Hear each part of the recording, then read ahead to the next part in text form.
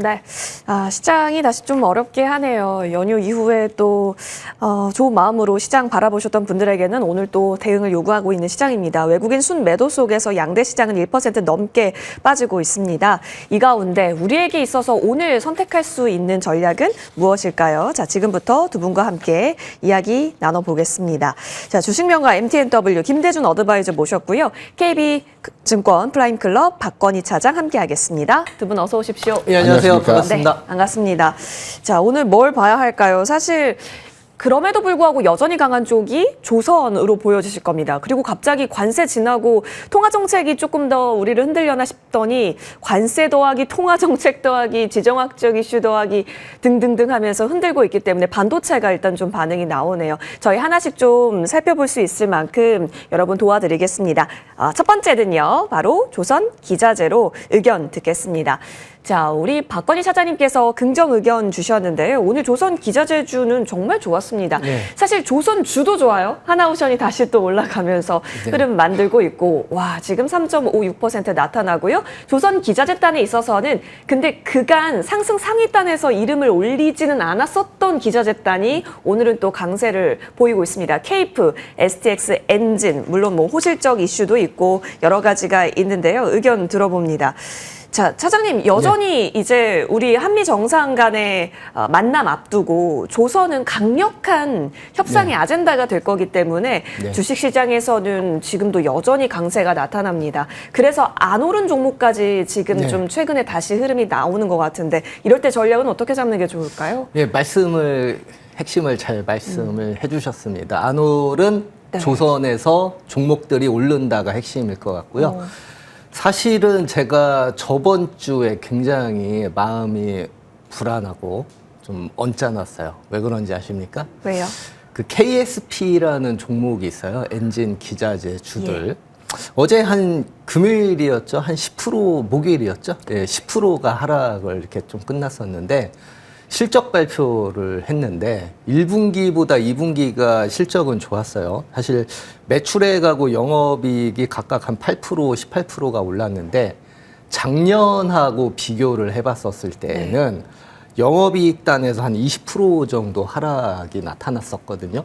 그것 때문에 그대로 반응을 해서 목요일 날 한 10% 이상 빠졌다가 오늘 이렇게 좀 반등을 좀 줬는데 저는 여기에서 조선주나 조선 기자재주들을 저희가 바라봐야 할 이러한 투자 전략이 바로 보인다고 생각이 들고 있습니다. 자, 저희가 마이너스 10%가 저번 주에 하루아침에 나왔다면은 오늘 굉장히 불안한 마음에 사실 또 만약에 하락을 했으면은 손절을 할 것이냐 이제. 추가 매수를 할 것이냐 이 기로에 딱 서 있을 것인데 오늘 다행히 좀 반등을 줬는데 그만큼 업황을 좀 잘 봐야 되겠다는 얘기가 들어요. 자, 저희가 오늘 같은 경우가 엔진 관련주, 엔진 기자재주들이 잘 움직이고 있는데 사실은 엔진도 리드 타임이 한 2년에서 3년 정도 이렇게 걸리거든요. 완전히 완제품 엔진을 납품하는데 그럼 조선 엔진 기자재주들은 그 앞단에서 이미 좀 납품이 나오기 시작을 하는데 리드 타임이 현재 굉장히 길어지고 있어요. 생각보다 실적이 안 나오는 엔진 기자재주들이 한 개, 두 개씩 나오고 그 중에 하나가 KSP였는데 거꾸로 얘기하면 뭔지 아십니까? 엔진주들이 사실은 다른 조선사들 실적 사업 부분을 떼어놓고 봤었을 때 조선, 그러니까 상선 부분은 좀 정체가 돼 있는데 엔진 쪽은 계속해서 수주가 올라가고 있고 그게 결국에는 향후에 실적으로 다 잡힐 물량들이고 더 다행인 것들은 뭐냐면 리드 타임이 좀 길어져 가지고 예전에 2022년도에 어떻게 보면은 조금은 단가가 낮은 악성 물량이라고 표현을 굳이 하자면 그 물량이 지금도 실적에 잡히고 있어요. 네, 대부분의가 2년이면은 다 실적에 다 납품으로 끝나거든요. 그러니까 2022년도에 수주받았었던 엔진은 지금 2024년도면은 다 끝나야 되는데 지금도 실적으로 잡혀요. 이게 왜냐하면 친환경 엔진이 늘어나기 시작을 하면서 듀얼 엔진이라고 그러죠. 디젤하고 친환경하고 엔진 크기가 작아지면서요. 난이도가 더 증가를 하기 때문에 그 시범이라든지 시운전이 굉장히 더 큰 폭으로 늘어나니까 달리 얘기하면은 단가가 높은 것들이 향후에 계속해서 반영이 될 텐데 리드 타임은 길어졌고 네. 실적은 뒤에 더 크게 잡힐 것이고 그렇기 때문에 조선주, 조선기자재 주들은 사실은 조정 시에 매수 관점으로 봤었어야 됐는 게 맞다 이렇게 좀 보이고 다행히 오늘 반등을 줬기 때문에 제가 뭐 이런 얘기도 할 수 있을 수도 모르겠지만 만약에 조정을 만약에 오늘 했었다 그랬어도 저는 여담이긴 하지만 그래도 조심스럽게 아무래도 매수 의견을 좀 내놓지 않았을까 이런 생각이 좀 들고 있습니다. 그래서 실적이 친환경으로 인해서 뒤에서 더 많이 잡힐 것이다. 더 두드러지게 잡힐 것이다. 그래서 지금에는 조선주의 실적이 주가에 아직도 반영 중이다. 다 반영이 된 게 아니다. 이렇게 좀 말씀을 좀 드리고 싶습니다. 좋습니다. 사실 저희에게 조선주 정말 많이 주셨습니다. 네. LGD 현대미포도 주셨었고 세진중공업도 주셨었고 사실상 언급 주셨던 종목군들 오늘 사실 다시 조선주다라고 하면 같이 가거든요. 네. 그리고 조정시는 매수다라는 관점까지 열어주고 계신다면 역시나 이 종목군들도 꾸준히 저희가 홀딩하면서 포트상 지켜야 하는 종목이네요. 예, 맞습니다. 근데 이제 종목마다 조금씩은 갈릴 거예요. 네. 왜 그러냐면은 저번 시간에도 말씀드렸는데 자, 조선주들이 올라가기 시작하면서 이제 밸류에 대한 부담이 나타나면서 덜 오른 종목들로 움직이고 있다는 거 초반에 이렇게 핵심으로 말씀해 주셨지 않습니까? 예. 덜 오른 종목에서 또 대표적인 게 또 K프가 또 될 걸로 보이는데 대부분의가 조선 엔진 쪽에서 발주가 나오면 한 2년 정도 리드 타임이 가지니까 한 2년 후에 실적이 잡혀요. 현재는 한 3년까지도 현재 늘어났거든요. 근데 K프 같은 경우에는 조선 엔진 부품 중에서 리드 타임이 더 앞에 있어요. 훨씬 좀 앞에 있거든요. 이게 실린더 라이너라고 해가지고요. 발주가 나오면은 한 3에서 6개월 사이에 뭐 100% 정확한 건 아니지만 가장 앞선에서 리드 타임상 좀 빨리 잡히기 때문에 야 이제 2023년도 물량이 서서히 고가 물량이죠. 엔진에도 반영이 되기 시작한다면 엔진 기자재 중에서도 그 와중에서도 리드 타임이 더 빠른 업체가 어디냐 보면은 K프가 사실은 그 앞에 들어가고 그 뒷단이 이제 KSP 넘어가고 이런 식으로 넘어가거든요. 그래서 그런데도 불구하고 K프가 최근에 오른 게 하나도 없었지 않습니까? 그래서 오늘 이렇게 좀 강하게 좀 반등을 주는 게 아니냐. 뭐 이렇게까지도 좀 전략을 생각해 보시면 될 것 같습니다.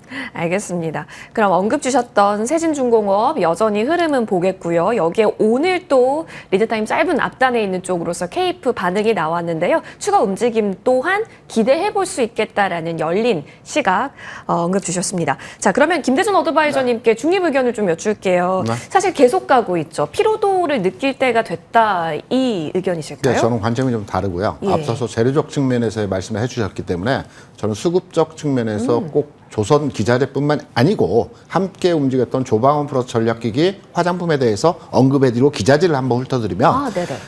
일단 최근에 조방원 종목들의 흐름들을 보게 되면 4, 5, 6 거래 증가 그리고 7, 8월 거래 감소 현상이 진행이 되고 있어요. 관심권에서 좀 멀어지고 있다라고 판단할 수 있는 내용이라고 볼 수가 있겠죠. 그리고 조방원의 종목들이 지금 신고가를 갱신하는 것이 아니고요. 하락 이후에 반등 국면에서의 흐름들이 진행이 되고 있습니다. 그렇다면 반등 국면에서 매물에 대한 압박이 나타날 수 있기 때문에 추가 상승에 대한 부담이 되는 자리입니다. 그러면 조방원에 대한 전체적인 흐름을 잡아드렸고요. 기자재로 넘어와서 기자재에 대한 흐름들을 말씀을 드리면 앞서서 우리 차장님이 이제 리드타임에 대해서 말씀을 주셨는데 조선 업종 같은 경우에는 통상적으로 배럴 수주를 받으면 중간에 그 취소하는 경우들이 많아요.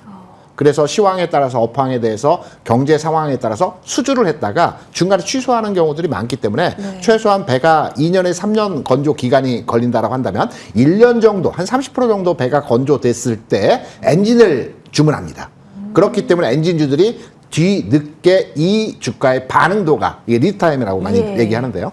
이러한 반응도가 나타나면서 오늘 주가의 상승들을 보여주고 있는데요. 특징적인 내용은 업황에서의 선도주 그러니까 조선주들이 주가를 받쳐주는 가운데에서 이들 엔진이라든가 기자재 종목들이 탄력도를 가지고 주가가 세게 슈팅이 나오는 흐름들을 보여주고 있어요. 그렇다면 현 시점에서 엔진주를 비롯해서 기자재 종목들에 대해서 오늘 장 내가 이 종목 등을 타겟팅해서 지금 들어간다라고 가정을 해보면 본다라면 거의 막바지 국면에서, 왜냐하면 조선주가 반등 국면에서의 흐름이 있고 거래량 부분에 있어서도 지난 4, 5, 6 대비해서 7, 8월에 거래량 감소하기 때문에 고점을 돌파할 가능성은 그리 높아 보이지 않다라는 측면으로 해석해 보게 되면 기자재 종목들 같은 경우에도 어제, 지난주, 오늘 주가의 상승 흐름이 진행되는 과정에서 이제 고점부에 다가섰다라고 판단되기 때문에 현 시점에서의 접근은 조금은 고민을 해보셔야 되는 흐름에서의 모습이 아닐까 이렇게 생각을 합니다. 고민 구간이다. 네. 그렇기 때문에 이제 중립 의견을 주셨고, 조방원, 뭐 전력기기 화장품과 같이 그간 3개월 수급을 모았다가 현재 3개월 수급이 어느 정도는 좀 경감된 쪽에서는 좀 조심하자라는 스탠스로 언급 주셨으니까요. 챙겨보시죠. 이벤트 소화 이후도 조금 중요할 것으로 보여집니다. 저희가 점검 도와드릴게요. 자, 이어서 저희는 다음 증점으로 넘어갑니다.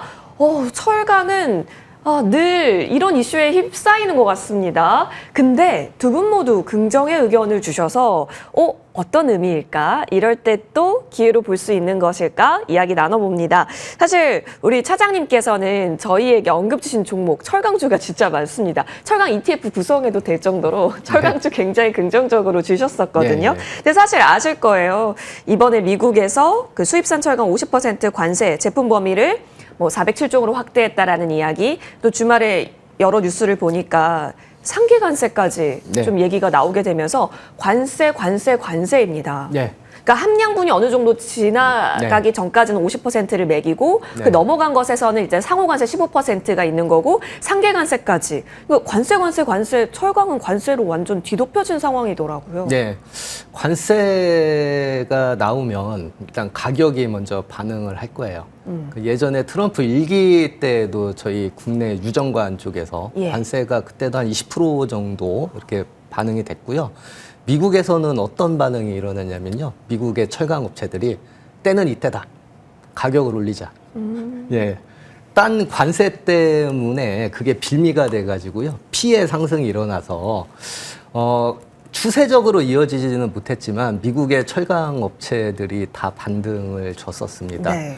저는 이렇게 생각을 하고 있습니다. 관세 영향이 미국이 저희 한국 업체에 관세를 준 게 얼마나 큰 타격을 줄 것이냐에 대한 문제가 있을 걸로 보이는데, 사실은 제가 이제 동국제강 말씀을 좀 많이 드리는데, 미국에 대한 철강의 그 비중이 한 1% 정도 미만이고요. 동국제강만 놓고 빼더라도 다른 철강 업체도 한 3% 정도밖에 안 돼요. 총 출하량에는 한 10% 정도 이렇게 좀 되기는 하지만요. 저희가 간과하고 있는 게 하나가 있습니다. 자, 저희는 관세로 인해서 피해 상승이 일어날 걸로 보이고요. 그동안 쿼터제가 적용이 됐었던 게 이제 폐지가 되겠죠. 그러니까 Q가 잠기고 P는 올라가고 결국에는 똑같은 현상일 수는 있어요. 뭐가 하나 올라가고 뭐가 하나 빠지고 이런 Q 곱하기 P가 매출액이 되니까요. 근데 중요한 거는 철강주에서 가장 큰 모멘텀은 뭔지 아십니까? 업황이 바닥에 있다면은 일단은 피해 상승이 가장 큽니다. P라는 거는 뭐를 자극을 하냐면은 결국에는 주가적인 측면에서는요, 이익을 자극을 합니다. 이익을 자극을 하면 그동안 업황이 굉장히 안 좋았기 때문에 PBR이라고 그러죠. 저평가가 굉장히 큰 폭으로 유지된 상태에서 수급이죠. 악성 수급들은 다 빠진 상태에서 P가 올라가서 이익이 조금이라도 개선이 된다. 그럼 주가가 반등을 주면 센 폭으로 나올 수 있거든요. 저는 그걸 투자 포인트로 봐야 될 걸로 보이고요. 일단은 추세적인 상승을 조금 지켜봐야 되겠지만 지금은 충분히 반등을 줘야 된다. 저 뉴스로 인해서. 저희가 간과하고 있는 것 중에 하나가 뭐냐면 8월 18일자죠. 중국 최대 철강 생산 지역이죠. 당산시 35개 제광소가 지금 철강을 생산 중단 명령이 날았습니다. 8월 달에.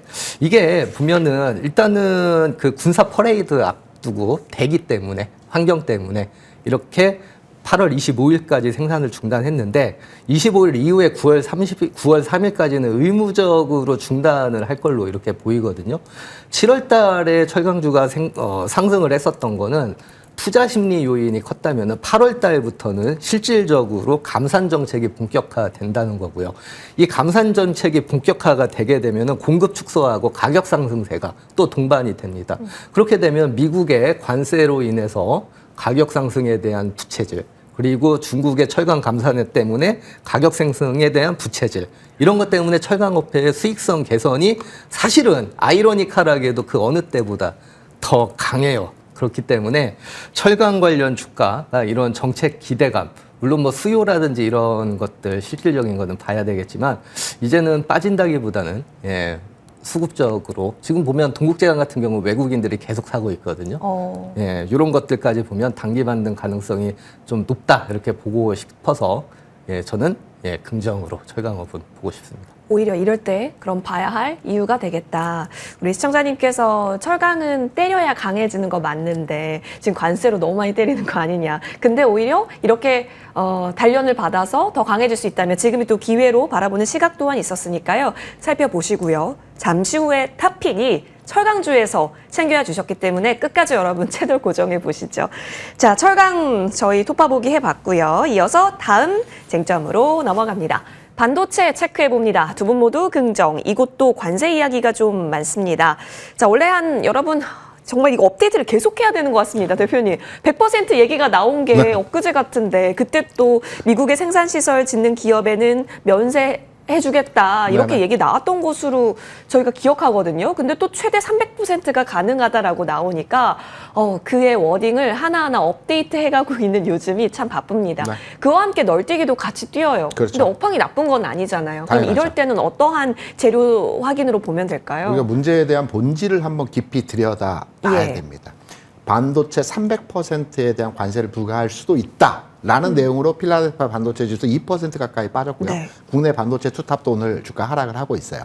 삼성전자가 전체 매출의 80%를 수출합니다. 그러니까 대부분을 수출한다고 생각을 하시면 됩니다. 이 중에 30%는 중국이고요.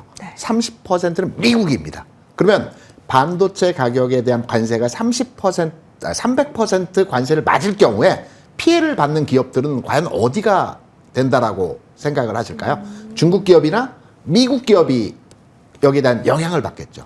그럼 미국 기업 대다수의 흐름들이 반도체 기술주에 포함된 기업들인데 삼성전자의 관세로 인해서 미국 기업이 타격을 받게 된다면 미국 주시장이 하락으로 전환될 가능성이 있다라는 전제로의 해석을 해볼 때 과연 트럼프 대통령이 우리나라 반도체 기업에 대해서 300%의 관세를 때릴까? 라는 점을 우리가 되짚어 봐서 문제의 본질을 이해하게 되면 이거는 엄포에 대한 부분이라고 우리가 해석을 해볼 수 있을 것이고요. 물론 일부 관세가 있을 수는 있겠지만 이 반도체는 연쇄적으로 연관된 산업과 기업들 간의 가치적 측면에서의 그 연계가 되어 있기 때문에 저는 관세가 얼마가 나올지는 모르겠지만 오늘 그리고 최근에 나온 관세 영향도에 대한 부분들은 우리가 과도한 우려로의 시장 해석이 아닐까 이렇게 판단하고 있기 때문에 반도체 종목들 앞서 우리 앵커 말씀해 주신 대로 업황이나 전체적인 시황 자체는 현재 긍정적으로 진행되는 분위기에서의 모습들이 나타나고 있습니다. 그래서 지금 이러한 위기로의 분위기로 주가가 하락할 때 저는 관심권에 두고 기회가 되는 시점으로 포착을 해야 되지 않겠나 이렇게 생각을 합니다. 대표님, 근데 사실 관세가 없었으면 관세 질문을 첫 번째로 드리지 않았을 것 같고 미국 정부가 인텔 지분을 투자한다 이 얘기를 먼저 드렸을 것 같거든요. 만약 이렇게 된다는 것은 삼성전자 입장에서는 조금 뒤통수가 저릿저릿하는 일 아닐까 싶네요. 인텔을 관심 있었던 기업들은 미국의 뭐 3대, 4대 기업들이 다 관심을 가지고 있었어요. 삼성전자도 일부 인텔에 대해서 파운드리 쪽 확장을 위해서 관심도가 있었습니다. 다행인 것은 우리가 이제 긍정적인 면을 봐야 되는 TSMC가 인텔을 인수할 의사들도 있었거든요. TSMC가 인수하지 않고 미 정부에서 지분을 인수할 수 있다는 것은 오히려 삼성전자에 대해서 나쁘게 볼 필요가 없는 부분이라고 판단할 수 있기 때문에 최악의 상황은 벗어났다. 인텔에 대해서 미정부 인수가 다른 기업, 애플이라든가 TSMC가 인수하는 것보다는 훨씬 삼성전자에 대해서 긍정적으로 판단할 수 있는 요인이다. 이렇게 생각을 합니다. 오히려 그렇다면 이 의견에 있어서는 크게 개의치 않아도 괜찮겠네요. 알겠습니다. 오히려 지금 흔들릴 때는 또 숨고르기의 면으로서 반도체는 해석하고 계시고요. 앞으로 긍정 의견 담아봤습니다. 두 분 모두 긍정이었습니다. 자, 이어서 다음 쟁점으로 넘어갑니다. 여러분 폴더블 폰 많이 쓰시나요? 최근에 이제 점유율 이야기가 또 나오게 되면서 주가가 다시 한번 가려나 싶은 쪽이 있습니다. 폴더블 폰이 부분이고요. 두 분 모두 긍정입니다. 자, 박건희 차장님께 여쭐게요. 사실상 폴더블 얘기는 네. 애플이 참전해야 진짜 경쟁일 것 같기는 해요. 근데 참전한다고 밝혔고 네. 그리고 관련주 중에 우리의 대표 종목은 파이nem텍인데요. 네, 네. 파이nem텍이 잘 버티더라고요. 근데 오늘 이 뉴스와 함께 10% 올라갑니다. 네, 맞아요. 이 상승에 대한 민감도가 오늘 또 제대로 보여주는 것 같은데 네. 근데 이거 언제까지 봐야 돼요?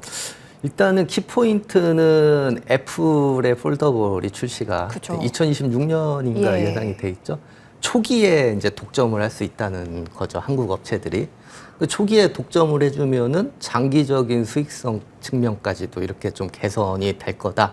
이렇게 보는 거가 있고요. 이게 독점이 중요한 거가 되지 않을까 싶어요. 사실 그 삼성 디스플레이가 그 예전에도 애플 쪽 관련해서요. 이런 패널 쪽에서 이 이력이 다 있기 때문에 뭐 삼성 디스플레이의 그 영업이익률이 사실은 뭐 LG 디스플레이나 다른 디스플레이 BOE 같은 경우에 비해도 굉장히 독보적으로 예. 이렇게 좋은 상태에서 이렇게 그 사실은 아이폰이 굉장히 좀 급한 거죠. 저번 시간에 말씀드렸지만 이제 카메라가 급하니까 네. 저희 보면 그 LG 노텍이 이렇게 오듯이 이제 폴더블 쪽도 이제 점유율이 스마트폰에 대한 수요가 감소가 되고 있는 건 사실이고 새로운 먹거리에 집중을 할 것이고 그게 폴더블이 될 것이고 거기에 한국 업체들하고의 협력이 없으면 안 될 것이고 그 중에서 폴더블 하면은 가장 중요한 게 보면은 패널뿐만 아니고 저희가 UTG라고 있죠. UTG뿐만 아니고 또 힌지가 굉장히 중요한 예. 거죠. 힌지에서 잡지 못하면은 기술적으로 굉장히 크게 밀리는 거지 않습니까? 요번에 폴더블 나온 거 보게 되면은 굉장히 두께가 굉장히 얇잖아요. 얇아요. 요거는 굉장히 그 다른 업체가 따라갈 수 없는 이런 기술이 될 걸로 보이고요.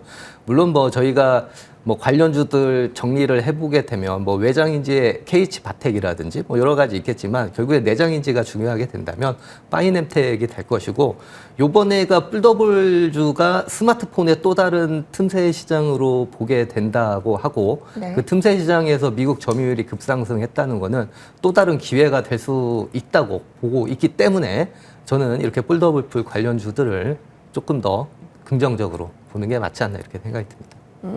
혹시 여기에 디스플레이 끼고 또 확산력 있는 BH를 네. 여러 모멘텀으로 같이 바라본다는 점에서 네. 더 우선순위가 있을지 아니면 폴더블을 네. 우리가 봐야 하기 때문에 내장 힌지 쪽에 파이nem텍 강자를 봐야 할지 좀 고민된다면요? 그러면 FPCB 쪽에서 BH도 예. 있긴 한데 시장에서는 아무래도 좀 독특한 걸 원하겠죠. 독특한 거? 예, 그러면은 힌지 쪽이 맞지 않을까 그런 생각이 듭니다. 알겠습니다. 늘 이런 게 고민이죠. 여러분 종목 선정에 있어서 힌트 많이 얻어가시길 바라면서 이번에는 비만 치료제로 떠나보겠습니다. 다음 쟁점이에요. 자, 두 분 모두 긍정을 주셔서요. 편하게 들어볼 수 있을 것 같습니다. 자, 김대중 대표님. 위고비가 그 메쉬 치료제 승인을 받았다라고 합니다. 네네. 그 지방간염 쪽 그쪽이죠.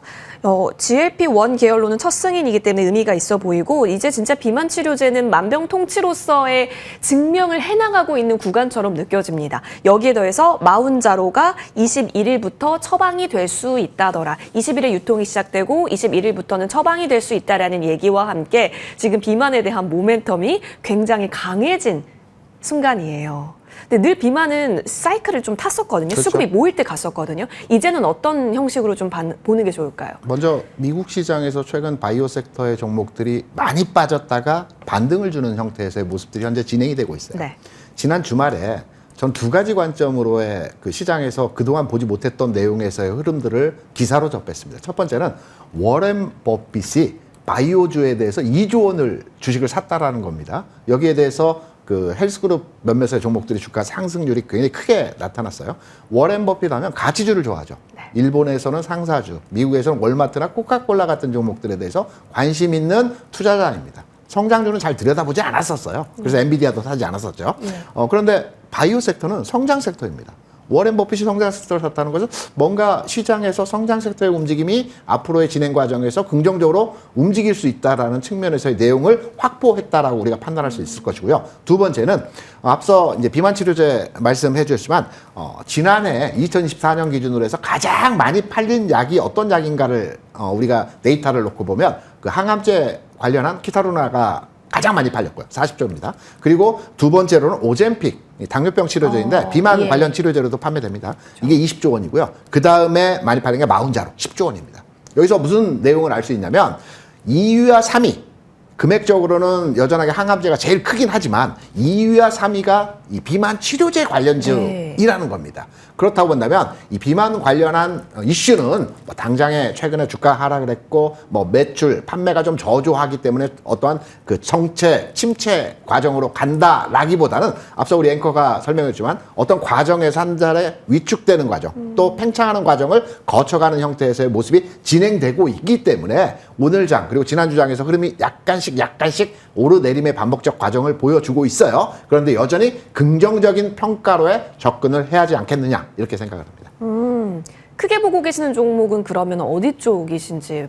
우리가 이제 3대장 보통 얘기하는데 알테오젠 그다음에 저기 있지 않습니까? 니가캠, 네, 펩트론, 삼천당까지 해서 네. 이 종목들이 긍정적으로 보는 종목이죠. 제약바이오단에 있어서는 이 종목 쪽. 네. 여기서 비만과 좀 더 친한 쪽은 펩트론이기는 펩트론이죠. 하네요. 네. 네. 흐름 한번 보겠습니다. 여전히 긍정의 방향으로 연결이 되어 있고요. 수급의 강화, 수주가 팽창을 잘 이용하는 또 여기서의 트레이딩 힌트 또한 얻어볼 수 있겠습니다. 자, 좋습니다. 이렇게 쟁점들 살펴봤고요. 저희 탑픽으로 넘어갑니다. 자, 박건희 차장님께서 철강에서 챙겨주셨습니다라고 했는데 동국제강을 다시 네. 보자. 네, 맞습니다. 예. 동국제강을 제가 7월 초에 한번 예. 가지고 왔을 겁니다. 잘 가는 듯 하다가 최근에 좀 이렇게 또 업황이라든지 관세 얘기로 빠졌었고 무엇보다도 동국제강이 페럼타워라고 하죠. 예전에 그 본사를 이제 업황이 안 좋았을 때 이렇게 삼성 쪽에 이렇게 넘겼었는데 요번에 다시 찾아옵니다. 6천억 잡아서. 그 말인 즉슨 뭐냐면 업황이 회복되는 네네. 거죠. 거꾸로 얘기하면 더 회복돼서 그 건물값이 올라가기 전에 미리 선점을 또 하는 거가 있고요. 그리고 또 뭐 어제는 뭐 오늘 같은 경우는 뭐 풍문으로 나오긴 했지만 현대 IFC 같은 경우도 있을 때고 동국제강이 사실 업황도 안 좋은데 이렇게 돈을 많이 쓰냐에 대해서 시선이 굉장히 우려가 많을 거예요. 생각했었던 것만큼 배당도 많이 주고 있고 그리고 현금성 자산이 지금 현재 한 3천억 정도 있거든요. 근데 증권가에서는 향후 한 5천억대, 6천억대까지도 늘어날 걸로 보이고 있기 때문에 뭐 재무적인 문제에서도 크게 문제가 없고 예. 아까 말씀드린 대로 중국의 감산 문제가 저는 굉장히 좀 큰 이슈로 다가오고 철강주가 이제 중국산 또는 일본산에서 후판하고 그리고 열연 쪽에서 계속 반덤핑 관세 때문에 사실은 철근 가격이 국내에서 먼저 올라가고 있었는데 최근에는 말이죠. 예, 중국 쪽에서도 같이 올라가고 있어서 예, 기대가 큽니다.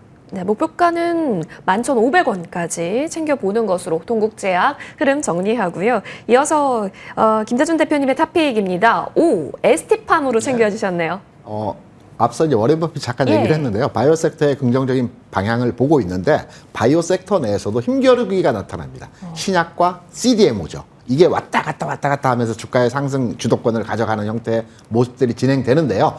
최근에 신약 중심으로 해서 주가 움직임이 진행되었다라고 한다면 이제 CDMO 쪽은 몇 종만 안 됩니다. 삼성바이오로직스, 셀트리온, 그다음에 ST팜 같은 종목들이 CDMO 관련 내용으로 주가가 차근차근 해서 움직이는 형태의 모습들을 보여주기 때문에 저는 이 중에서 ST팜의 올해 역대급 매출이 기대되고 있고요. 현재 시점에서의 가격도 부담 없는 가격 수준에서의 흐름이기 때문에 목표가 짧게 보면 10만 원 정도의 목표 가격을 판단을 해서 8만 5천 원 손절가로 대응하신다면 CDMO 쪽의 시세가 이번 주 중에 한번 나오지 않을까 이렇게 판단을 하고 있습니다. 여전히 좋다. 그리고 기관의 수급이 지금 탄탄히 받쳐주고 있기 때문에 ST팜 목표 주가는 10만 원 라인대까지 살펴보시면 좋겠습니다. 양대 시장의 낙폭은 여전히 1% 넘게 나타납니다. 오늘 대응 잘 해보셔야 될 것 같고요. 이어지는 머니투데이 방송과 함께 오후장 성투 전략 세워보시죠. 저희는 여기서 물러납니다. 고맙습니다.